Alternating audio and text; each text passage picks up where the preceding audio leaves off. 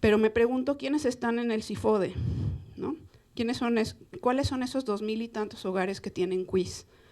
Y en qué medida eso, ¿no?, de una u otra manera sesga los resultados que se obtienen.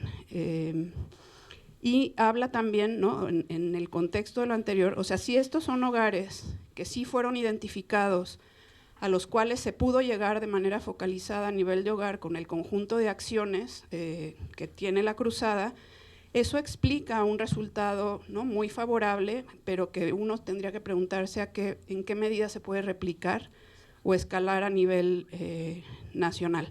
Y una última pregunta nada más, Gonzalo, porque lo que no mencionaste en la presentación fueron los resultados del estudio exploratorio de evaluación de impacto. ¿Qué dicen esos y cómo se leen? Porque de lo que yo vi rápido del comunicado no son tan favorables como son los resultados del panel. ¿Cómo interpretar esos resultados en relación con los resultados del panel? Gracias, Delfino. Sí, buenas tardes. Gracias, Gonzalo. Me pareció una interesante exposición. Me gustaron los círculos dinámicos que presentaste. Algo nuevo. Yo, quería hacer un comentario con relación a mi experiencia en estudios longitudinales. Y estoy hablando en relación a la última parte que presentaste del estudio panel. Yo he insistido mucho en que un estudio longitudinal ofrece una perspectiva diferente que antes no se podía ver con un estudio transversal. En efecto, el estudio longitudinal nos facilita, nos da una visión distinta de las trayectorias de las unidades en el tiempo. Pero desde el punto de vista en el que la muestra se ha tomado, tengo entendido que esta muestra ha sufrido varios tropiezos. En este sentido, la muestra creo que ha habido, en primer lugar, una posible selección sesgada de las unidades de estudio. Hay que rebatir bien y hay que estudiar bien si las unidades finalmente seleccionadas, después de haber pasado por el tamiz de la selección, finalmente a cuál N nos estamos refiriendo y qué es esa N de 207,000 que representa con los 7 millones a los que nos estamos haciendo referencia. De otra manera, esta N de 207,000 podría ser una muestra muy pequeña de algo.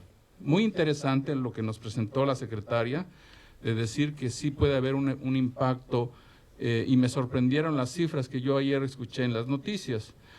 Pero te voy a explicar una cosa que me sucedió con un estudio panel. En este estudio hicimos un estudio sobre el efecto de un programa sobre uso de drogas. Fue sobre marihuana y los estudios se hicieron de pretratamiento a los 6 meses, a los 12 y a los 18. Cuando yo presenté los datos de pretratamiento y a los 6 meses, los programas estaban funcionando de manera excelente, o sea, abatían el uso de drogas. Pero al presentar los puntos subsecuentes, a los 18 meses y a los 24, se volvió a caer el programa. Haciendo una referencia con su debida magnitud diferente al programa ahora de combate contra el hambre, lo que quiero decir con este ejemplo es que no hay que elevar las campanas, ni ser tan certeros ni tan alusivos en las declaraciones. Hay que ser reservados, porque si estos 207,000 personas que participaron en ese panel se logran conservar en el tiempo, yo no sé si realmente esa misma magnitud se va a apreciar al tiempo 3 o al tiempo 4. Con esto me refiero a que la escalabilidad de los resultados a los que ya se refirió Ileana va a ser otro problema. Es decir, para esos 207,000 que se participaron en este panel, si realmente se hicieran los programas a nivel nacional para los 7 millones, mi pregunta es ¿cuánto dinero, cuánta énfasis, cuánto cuidado, cuántos estudios se requieren para que realmente se pueda tener el impacto deseado? Y eso tiene que ver mucho con la estructura del país, ¿no? Es decir, si vamos a tener la suficiente infraestructura del país para absorber estas personas que participan en estos programas si van a poderse integrar, que ese es finalmente el objetivo, ¿no? Sacarlos de esa pobreza y poderlos integrar a la dinámica laboral, si se puede. Y con esto, bueno, pues obviamente tiene muchos recovecos metodológicos lo del panel, sobre todo yo supe de la selección de los casos perdidos que se fueron eliminados, y esto produce más suspicacias en la autoselección de las unidades. Entonces yo cuestionaría fuertemente los resultados, finalmente. Gracias, Sergio.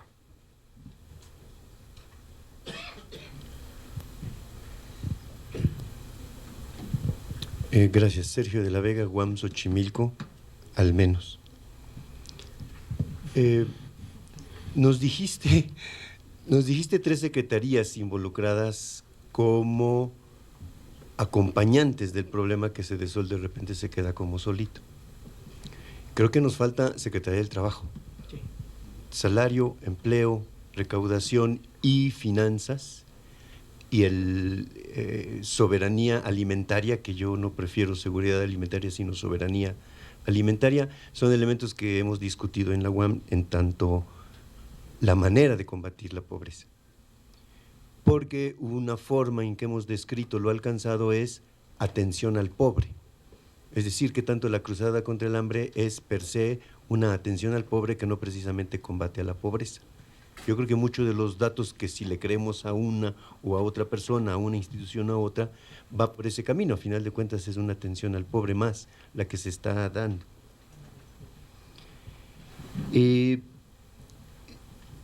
Celebro algunas de las cosas que nos has mencionado. Sí hay objeción ante las cifras, en tanto que se conocen otras y cuánta cosa, pero yo recordaría aquel discurso que hacíamos, es decir, el diálogo que se establecía en 2008 también en la UNAM, en donde ahora podemos ver que hay más pobreza que la que antes andábamos encontrando, ¿no? Y sobre todo este crecimiento que ahora queda claro que existe y que puede estar documentado. Eso es lo que celebro, que realmente estamos empezando a hablar de que efectivamente la pobreza aumenta, con distintas características para distintos lugares, pero al final de cuentas aumenta. Lo que buscaría ahorita como una reflexión, más que una pregunta, pero si hay capacidad en tanto lo que digo ya haya sido discutido entre ustedes, ¿no? Hablaría pues de, veo que han ampliado sus análisis en tanto lo que sucedía en 2008 y lo que apareció en 2009 para la multidimensional por primera vez. ¿Cómo entender? Y esa sería la participación que buscamos desde acá, que la pobreza no está en los pobres, sino la pobreza está en un proceso.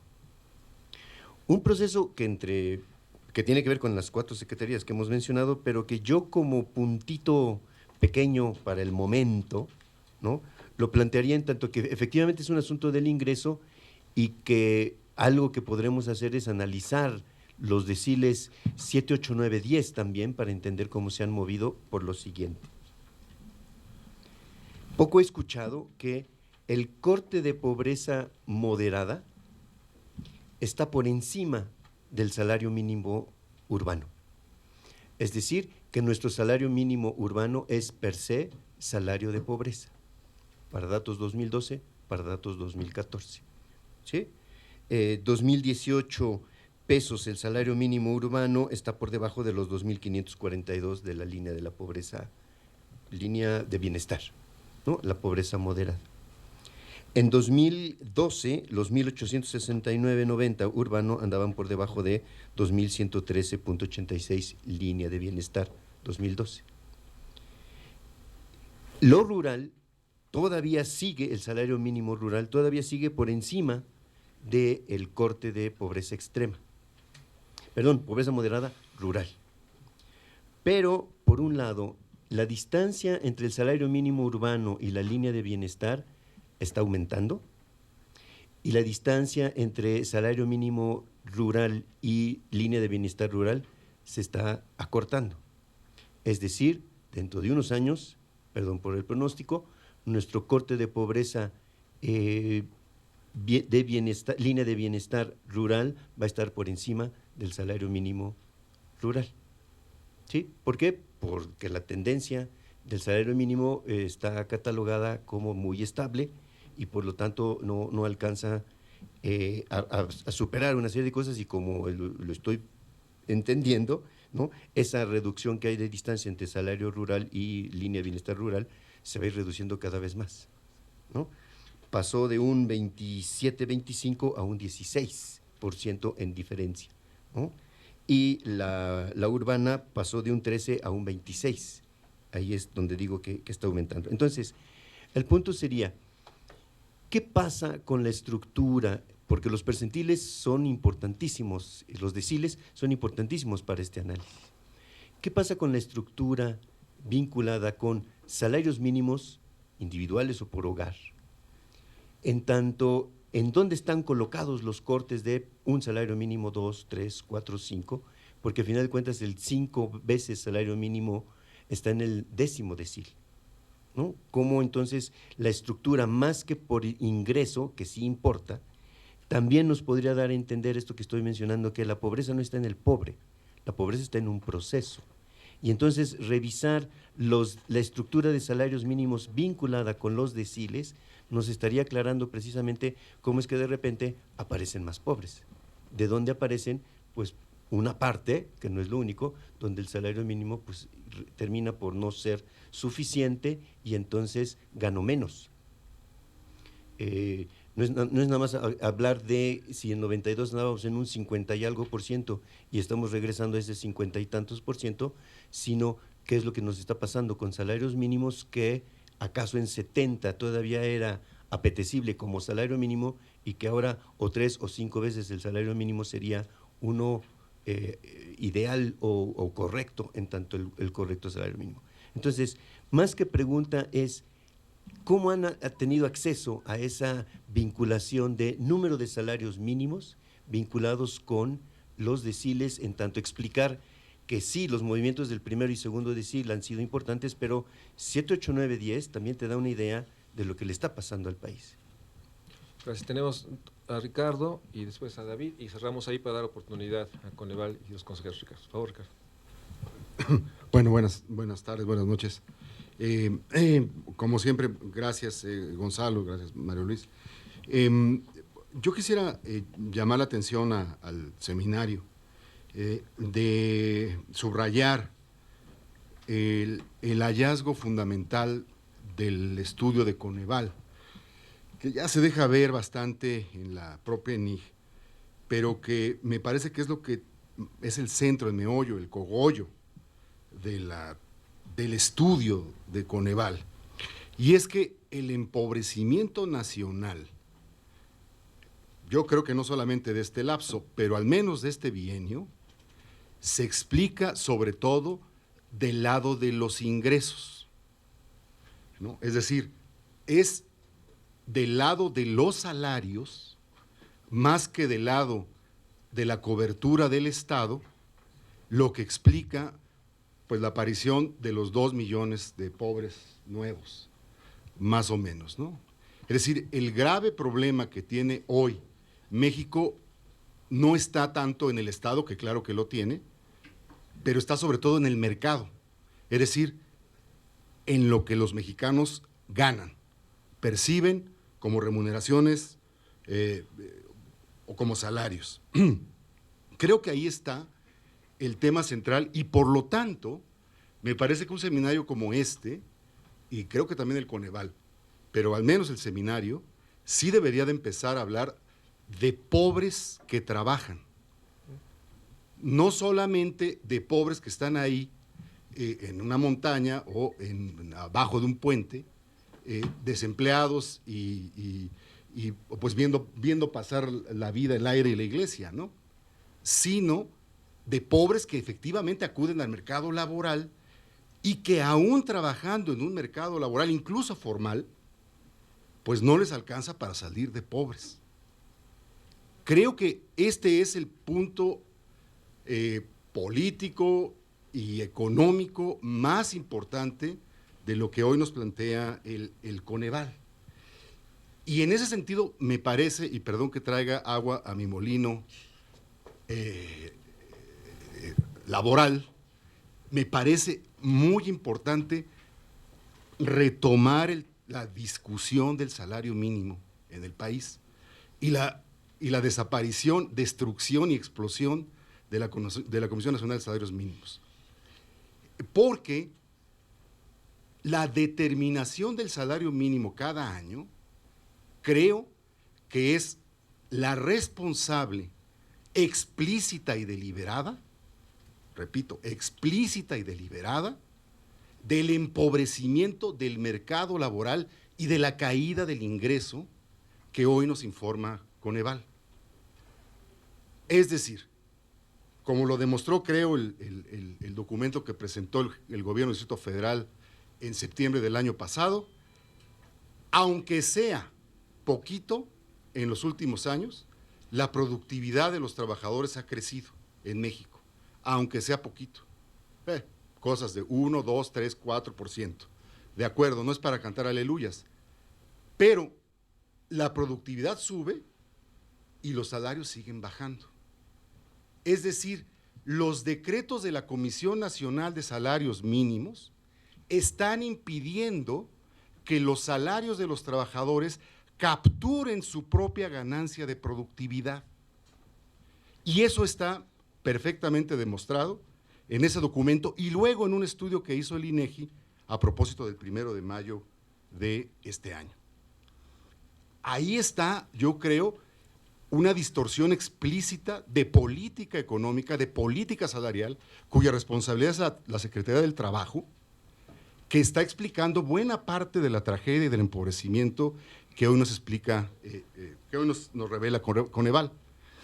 Quiero simplemente llamar la atención del seminario sobre 4 efectos que tiene una determinación tan abajo del salario mínimo.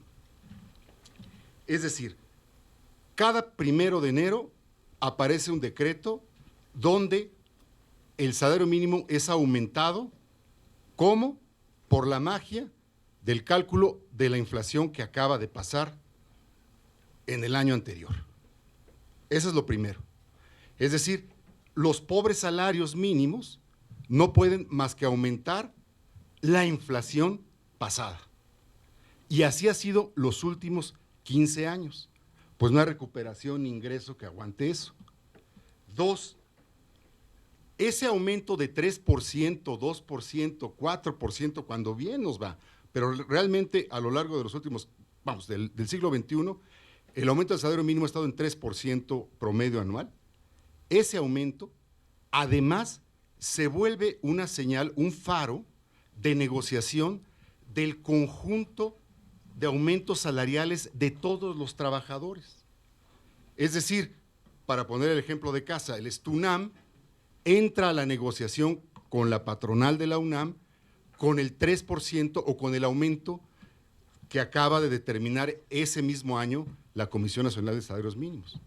Es decir, coloca la Comisión de Salarios Mínimos un estándar de negociación salarial, voy rápidamente, ¿no? para el resto. 3, hay ya un efecto generalizado en el cual los patrones empiezan a pagar por múltiplos de salarios mínimos. Y aquí hay una sorpresa.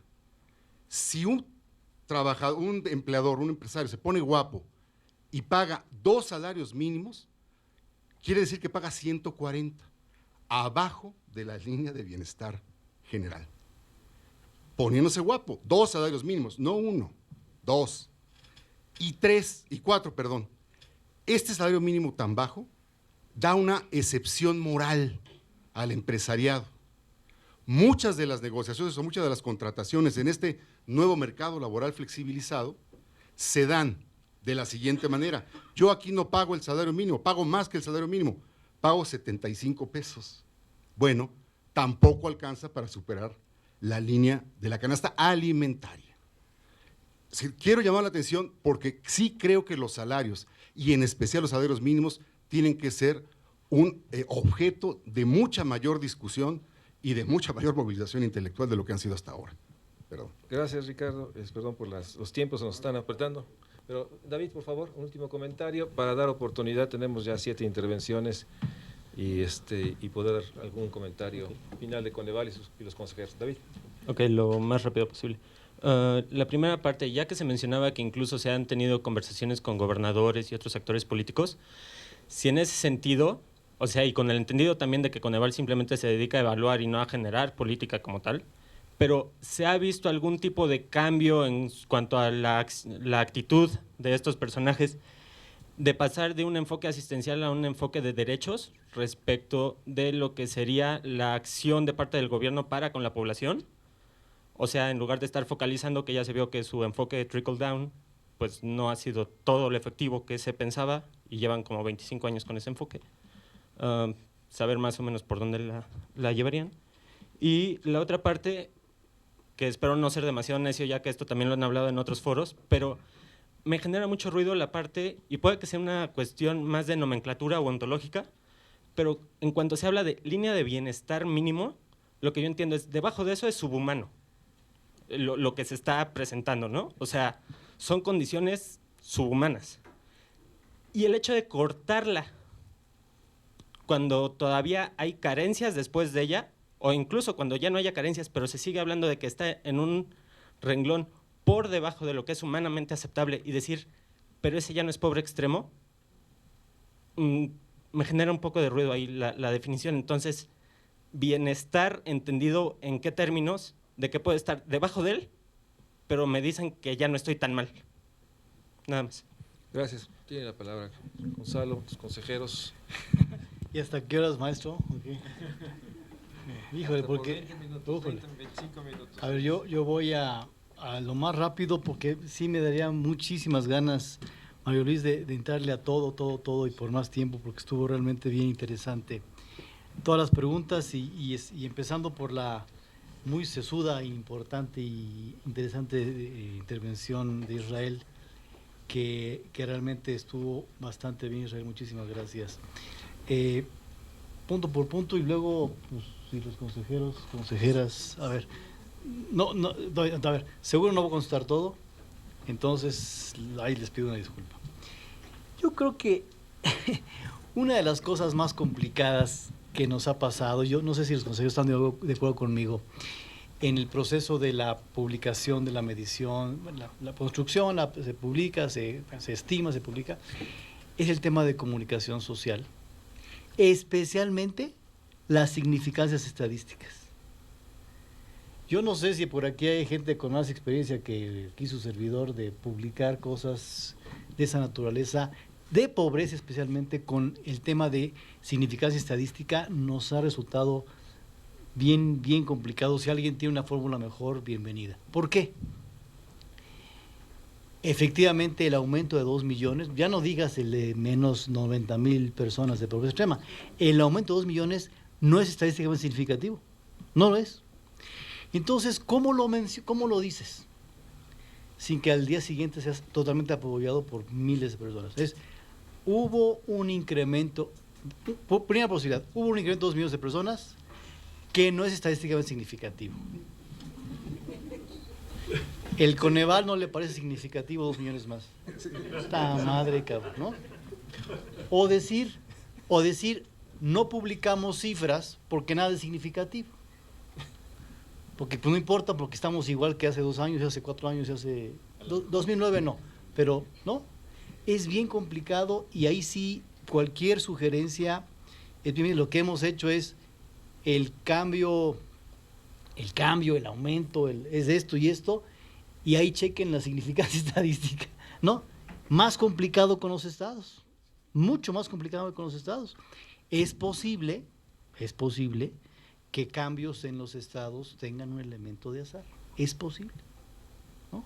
O es posible que con una muestra más grande, efectivamente, el cambio de aumento de la pobreza extrema de Coahuila, que fue chiquito, se comprueba simplemente a un nivel menor, ¿no? Entonces, sí es bien complicado y ahí te compartimos básicamente nuestra frustración.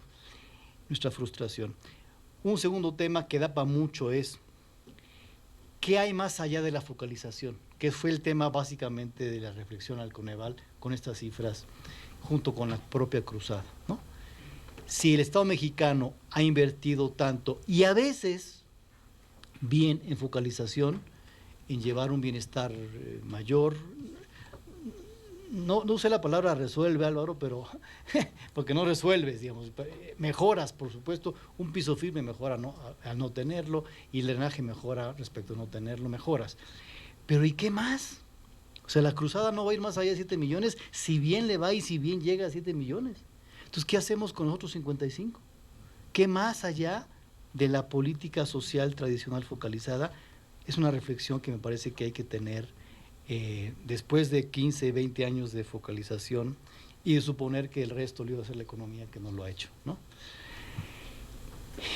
Decías los incentivos, más bien yo decía, tú decías la capacitación a funcionarios para no trivializar los cifras, está muy cañón, ¿no? Yo creo que no es un tema de capacitación, es un tema de incentivos políticos fuertísimos, ¿no? Yo creo que si alguien conoce, si hay una secretaria o secretario de Desarrollo Social que conoce mejor que otros secretarios la medición, es Rosario Robles. O sea, ellos... está cuestionando, no estás cuestionando, ¿verdad? Estás contestando. O sea, tú pregúntale a Rosario y te dice, mira, ahí está la definición. Mucho mejor que cualquier otro secretario, ¿eh? Lo que pasa es que el incentivo político está muy cañón. Y entonces, pues una noticia que tiene cierta claridad desde nuestro punto de vista, pues la agarras, la cambias, la modificas y dices, y Coneval dijo que vamos muy bien, ¿no? Con una partecita chiquitita de un mundo que fue mucho más complejo y que dijimos que no estábamos bien. Sí, el incentivo es muy fuerte y además hablar de pobreza. Yo le digo a Osvaldo Sojo, cuando el INEGI ha dicho en 2009, es que el PIB cayó 6.5% en un año. Es una noticia terrible para el país. Pero el PIB que cayó, la gente dice, ¿qué es el PIB? O sea, es una noticia peor que el aumento de 2 millones, que el PIB ha decaído 6.9, pero la carga emocional es muy chiquita. En cambio, la pobreza sube o baja tantito y es una carga emocional bien fuerte y con incentivos políticos bien fuertes. Entonces, me parece que no es un tema de capacitación, yo creo, es un tema de incentivos bien fuertes. Yo creo que la discusión que se venga en un futuro sobre cómo se pueda modificar la medición, que va a ser bien interesante en el futuro Coneval, o que sea, yo creo que va a estar bien interesante. Por muchas de las cosas que se han dicho aquí, hay que repensarlas, hay que verlas otra vez, hay que ver cuál fue la experiencia pasada. Pero hay una que me ha gustado, y es que tal como se hizo a partir de una ley, y en donde la ley vienen las dimensiones, de alguna manera que están puestas ahí, le dio a la medición un elemento de Estado mexicano. Y dijiste, hoy cuando los priistas o los panistas dicen, ¿y por qué pusieron y por qué esta dimensión y por qué esta cosa? Le dijimos, porque ustedes lo aprobaron. Ustedes unánimemente aprobaron la Ley de Desarrollo Social y pusieron esas 6 o 7 dimensiones. Lo único que hace el Coneval las retoma y las integra, digo, que eso puede cambiar la integración, pero al menos tú tienes un elemento de Estado en una definición de política que siempre será motivo de discusión, porque al secretario en turno o al presidente de turno no le va a gustar algún dato, ¿no? Entonces, en parte hoy se ve eso, ¿no? Es que la secretaria Robles, en fin, o quien sea, bueno, es que hay que modificarla porque, y bueno, si usted ve secretaria, si tuve secretaria, la cantidad de diálogo que hubo para esta medición por 3 años, pues no es que 7 personas hayan sentado y dijimos, bueno, ¿cuál va a ser la medición para mañana así rapidito? Fue realmente complejo y hoy en 2015 es, bueno, hay que cambiarla porque hay cosas que no nos gustan.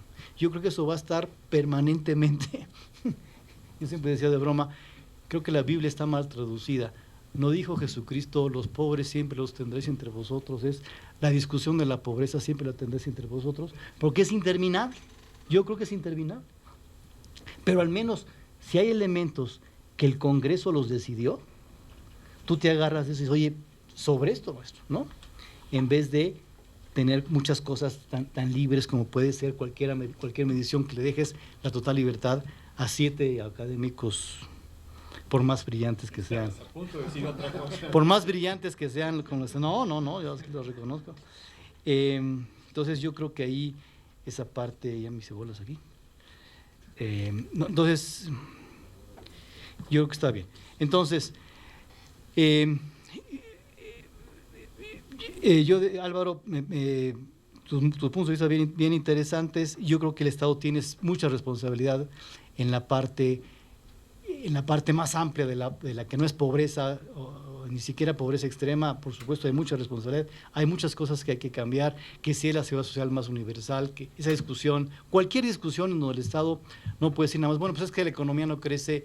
Todo lo que el Estado tiene yo creo que como responsabilidad es muy importante lo que dices. Y luego una discusión que realmente en el tiempo no nos da, de la relación entre inequidad o desigualdad y pobreza. Me parece que esa discusión cada vez ha estado ahí siempre, y es como muy evidente. Por supuesto es diferente la desigualdad que la pobreza, pero las interconexiones entre ellos son realmente fundamentales. Yo mencionaba el otro día, ayer con Mario Luis, este gran artículo de Ana Laura Magaloni, donde lo muestra claramente la desigualdad absoluta de la justicia para la población en pobreza, y que la justicia es quien paga puede salir bien, y quien conoce al funcionario adecuado sale bien de un pleito jurídico. El pobre, la inequidad para la gente en pobreza, la desigualdad del acceso a la justicia, me parece que es una de las cosas más importantes históricamente, por tener que explican la desigualdad actual y buena parte de la pobreza actual, ¿no? Me gustaría hablar mucho más, porque hay mucha gente que le entra muy bien este tema. Qué lástima que no tenemos tanto tiempo. Y todo lo que dice Ileana, prácticamente todo lo que dijiste sobre los retos que tú viste en la cruzada, estoy completamente de acuerdo, y compartimos muchas, casi prácticamente todas, empezando con la confusión de la cruzada para qué es.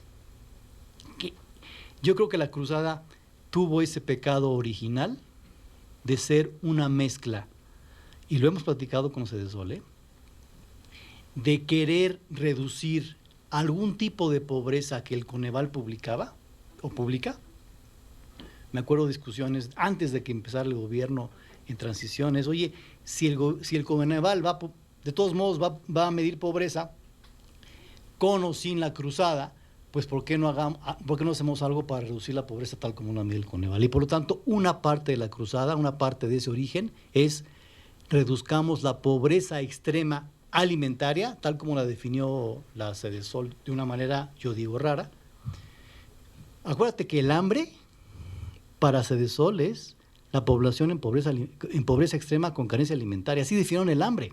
Entonces, sí es una tergiversación muy compleja de haber querido unir una medición de pobreza extrema del Coneval para reducirla con un tema de hambre que el presidente quería incluir, ¿no?